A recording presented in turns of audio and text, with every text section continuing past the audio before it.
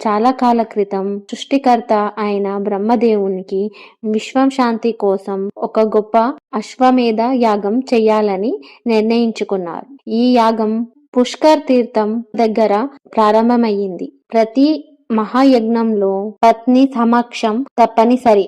కానీ ఆ రోజున బ్రహ్మదేవుని భార్య సావిత్రిదేవి ఆలస్యంగా వస్తుంది.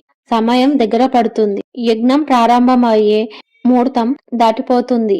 ఇంద్రుడు, విష్ణువు లాంటి దేవతలు అందరూ బ్రహ్మను హెచ్చరించారు. పూజ సమయం పోతే యజ్ఞం ఫలించదు. అప్పుడే ఒక ఆశ్చర్యమైన దివ్యకాంతి యజ్ఞంలో నుంచి వెలువడింది. ఆ జ్వాలల నుండి వెలిసినది ఒక అద్భుతమైన యువతి. పవిత్రత, జ్ఞానం, శుద్ధి ప్రతిరూపం అయి. ఆమె పేరు గాయత్రి. కొన్ని పురాణాలు ప్రకారం ఆమెను గోవుల కాపరి బాలికగా ఇంద్రదేవుడు తెచ్చినట్టు, మరికొన్ని ఆమెను పవిత్ర జలాల నుంచి అవతరించినదిగా చెబుతారు. కానీ అందరి విశ్వాసం ఒక్కటే, ఆమె దేవతల రక్షణ కోసం జన్మించిన దివ్య శక్తి. బ్రహ్మదేవుడు గాయత్రిని తన పక్కన కూర్చోబెట్టుకుని ఆ యజ్ఞాన్ని ప్రారంభించారు. ఆమె సమక్షంలో యజ్ఞం సక్రమంగా పూర్తయింది. అలా విశ్వం మళ్ళీ శాంతి, స్థిరత్వాన్ని పొందింది. బ్రహ్మదేవుడు యజ్ఞం చేస్తున్నప్పుడు ఆయన భార్య సావిత్రీదేవి యజ్ఞం స్థలానికి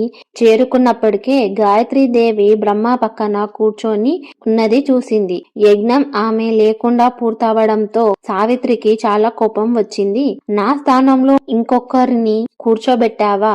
ఇది నా అవమానం. కోపంతో సావిత్రీదేవి ఇలా శపించింది. బ్రహ్మదేవుడు, నిన్ను ప్రపంచంలో ఎక్కడ ఎక్కువగా పూజించరు. కేవలం పుష్కర్ లో మాత్రమే నీ ఆలయం ఉంటుంది. ఇంద్రుడు, నువ్వు యుద్ధంలో తరచూ ఓడిపోతావు. విష్ణువు, నువ్వు మనిషిగా అవతరించినప్పుడు నీ భార్యతో విడిపోవాల్సి వస్తుంది. అందరి దేవతలను శపించి. కానీ గాయత్రీదేవి శాపాలను కొంచెం తగ్గించింది. బ్రహ్మదేవుణ్ణి పుష్కర్ తీర్థం అన్ని యాత్రలలో ముఖ్యమైనది అవుతుంది. ఇంద్రుడు ఓడిపోయినా సరే ఎప్పుడూ స్వర్గ సింహాసనాన్ని తిరిగి పొందుతాడు. విష్ణు రాముడిగా అవతరించి చివరికి తన భార్య సీతతో మళ్ళీ కలుస్తాడు. సావిత్రీదేవి పుష్కర్ దగ్గర ఆ రత్నగిరి కొండపై జలపాతం రూపంలో ఉంటుంది అని చెబుతారు. కానీ గాయత్రీదేవి మాత్రం గాయత్రి మంత్ర స్వరూపునిగా ప్రపంచమంతా ఆరాధింపబడుతుంది. ఆ తర్వాత గాయత్రీదేవి కేవలం ఒక దేవత మాత్రమే కాదు, గాయత్రి మంత్ర